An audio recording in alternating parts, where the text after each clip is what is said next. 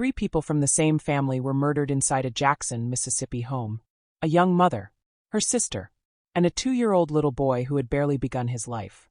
Within days, police announced not one arrest, not two, but 4 people were facing capital murder charges. Then investigators revealed something even more shocking. One of the weapons allegedly used in the murders was a rifle stolen from a Jackson Police Department vehicle weeks before the attack. As the case unfolded, prosecutors filed additional charges. One suspect was captured in Texas, bond was denied, and defense attorneys even asked for some of the defendants to be moved to another jail. But here's the question that still haunts this case. What could have led to an entire family being targeted? Was this a carefully planned attack? Or is there still a part of the story investigators haven't revealed? Today we're going to break down every verified detail, from the horrifying crime scene to the latest courtroom developments. Before we get into today's case, if you enjoy detailed true crime stories that separate facts from rumors, don't forget to like this video, subscribe to Case Watch, and click the bell icon so you never miss an update. Now let's get into the story. Our story begins in Jackson, Mississippi, the state's capital city. It's a city known for its rich history, strong sense of community, and resilient people. But like many cities across America, Jackson has also struggled with violent crime. Over the years, residents have watched far too many families lose loved ones to gun violence, and many have continued calling for safer neighborhoods and stronger action against crime. Even with that reality, local residents say this case was different. It wasn't just another homicide investigation. It was a tragedy that wiped out 3 members of the same family in a single attack. It was during the early morning hours of June 27, 2026, when everything changed. Jackson police received reports of gunfire at a home on Queen Alexandria Lane. Officers rushed to the scene, expecting another emergency response. But when they entered the residence, they found a scene that would stay with many of them for a very long time. Inside the home were 3 people suffering from gunshot wounds. 25-year-old Keyana Weathersby, 30-year-old Erica Weathersby, and 2-year-old Camari Givens. Despite emergency efforts, all 3 were pronounced dead. Within minutes, the quiet neighborhood was transformed into an active homicide scene. Police vehicles lined the street. Yellow crime scene tape surrounded the property. Detectives began securing the home, while crime scene investigators carefully documented every inch of the residence. Every shell casing was collected. Every room was photographed. Every possible fingerprint, DNA sample, and piece of evidence was preserved. Investigators knew this wasn't a case where they could afford to miss even the smallest detail. Outside, neighbors slowly gathered as word spread through the community. Some stood silently watching investigators move in and out of the home. Others couldn't hold back their tears after learning who the victims were. As local news stations began reporting the story, heartbreak quickly turned into disbelief. One of the victims was only 2 years old. Parents across Jackson found themselves asking the same question. How could anyone be capable of something like this? As the victims' names became public, family members, friends, and neighbors remembered them as loving people whose lives had been taken far too soon. Churches organized prayer services. Community members left flowers, balloons, candles, and stuffed animals outside the home, especially in memory of little Camari. But while the community mourned, detectives had to focus on finding whoever was responsible.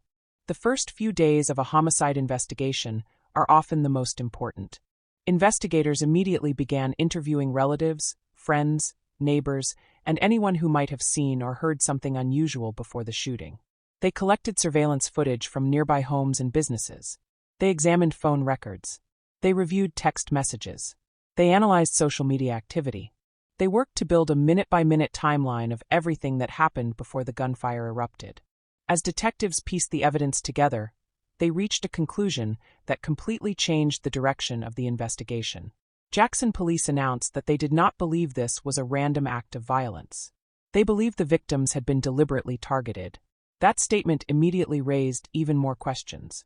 If the victims had been targeted, who wanted to harm them? What could have motivated such a brutal attack? And why would a 2-year-old child lose his life as well? Police didn't answer those questions. Instead, they urged the public not to spread rumors while detectives continued following the evidence. Behind the scenes, investigators were making rapid progress. Every witness statement was compared with physical evidence. Every lead was carefully investigated. Every piece of digital evidence was reviewed. Then came the first major breakthrough.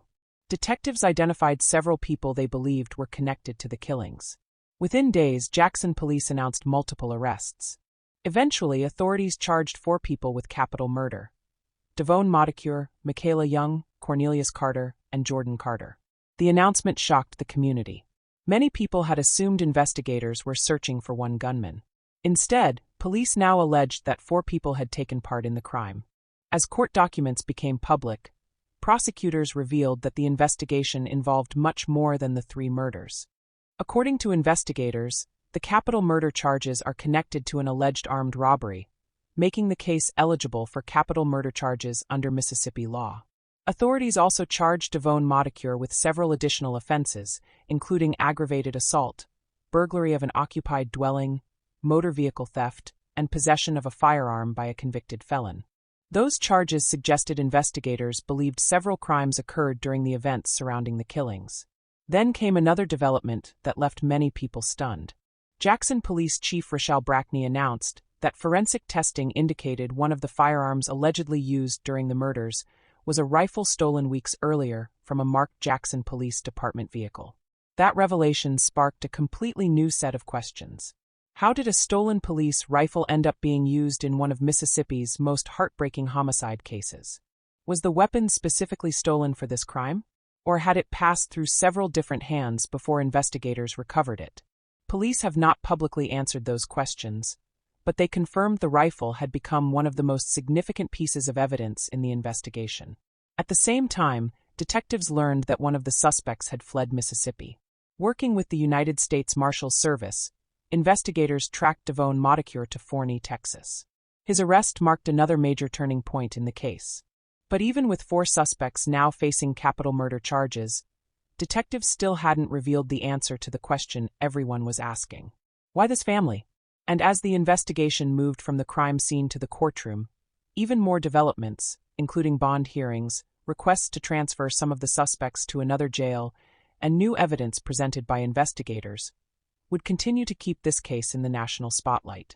As investigators continued working around the clock, the case quickly shifted from a search for answers to a race to build a solid case against the people they believed were responsible.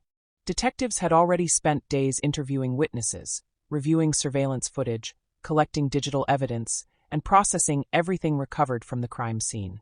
Every phone call, every text message, and every lead had to be verified.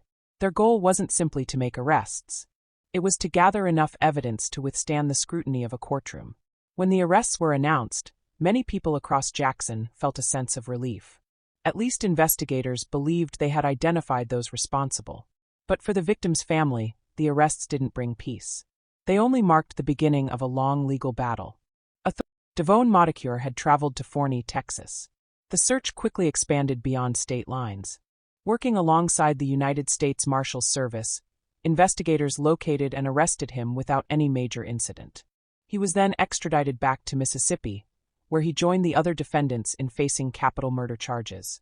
His return marked another major milestone. For the first time since the murders, every suspect charged in the case was in custody. As expected, the legal proceedings began almost immediately. During the initial court appearances, judges considered the seriousness of the allegations against the defendants. Given the nature of the charges, bond was denied for the defendants who appeared before the court. For the victims' loved ones, seeing the suspects appear before a judge was emotional. Some family members attended the hearings hoping to witness the first step toward justice. Others chose to grieve privately, away from cameras and reporters. But the courtroom wasn't the end of the headlines. Soon afterward, defense attorneys representing some of the defendants requested that their clients be transferred to another detention facility. According to the attorneys, the request was based on concerns about safety and conditions inside the jail where they were being held. That request immediately generated strong reactions online. Some people argued that the defendants should remain exactly where they were. Others pointed out that regardless of the charges, every defendant has legal rights while awaiting trial, including the right to reasonably safe detention conditions. The court has treated those requests as procedural matters, separate from the question of guilt or innocence. Meanwhile, investigators have remained remarkably careful about discussing one subject: the motive. Although Jackson police have repeatedly stated they believe the attack was targeted, they have not publicly disclosed what they believe motivated the killings. that has led to constant speculation online. Some believe the armed robbery allegation explains everything. Others think there may have been a deeper personal conflict that investigators are intentionally withholding until trial. For now, those questions remain unanswered. Only evidence presented in court will determine what prosecutors believe truly happened. While the legal process continues, the emotional scars left on the Jackson community remain impossible to ignore. Prayer vigils brought together hundreds of people. Church leaders urged the community to reject violence. Neighbors continued placing flowers, candles, balloons, and stuffed animals outside the home where the 3 victims lost their lives. The memorial became especially emotional because of little Camari Givens. Many visitors left toys with handwritten notes expressing heartbreak over the loss of a child whose life had barely begun. One message simply read, "You deserve to grow up." It's difficult to read words like that without thinking about everything that was taken away. A little boy who would never celebrate another birthday. 2 sisters who would never see their family again. Loved ones left trying to answer questions that may never have satisfying answers. Even today, this case continues moving through the court system. More evidence is expected to emerge during future hearings. Witnesses may eventually testify. Prosecutors are likely to present forensic evidence, digital records, and testimony explaining why they believe the 4 defendants are responsible. The defense will also have an opportunity to challenge that evidence, and the justice system will determine the outcome based on what is proven in court. Until then, one fact remains unchanged. 3 innocent lives were lost in a single night, and an entire family was left forever changed. Cases like this force us to ask difficult questions. What can push multiple people to allegedly participate in such a devastating crime? If investigators eventually reveal the full motive, will it ever be enough to explain the loss of a 2-year-old child? And if you were sitting on that jury, what kind of evidence would you need before reaching a verdict? I'd really like to hear your thoughts in the comments, but please keep the discussion respectful for the victims, their loved ones, and everyone affected by this tragedy. If you found this breakdown informative and want more in-depth true crime stories covering the latest verified developments, don't forget to like this video, subscribe to Case Watch, and click the bell icon so you never miss another upload. Thank you for watching, stay safe, and I'll see you in the next case.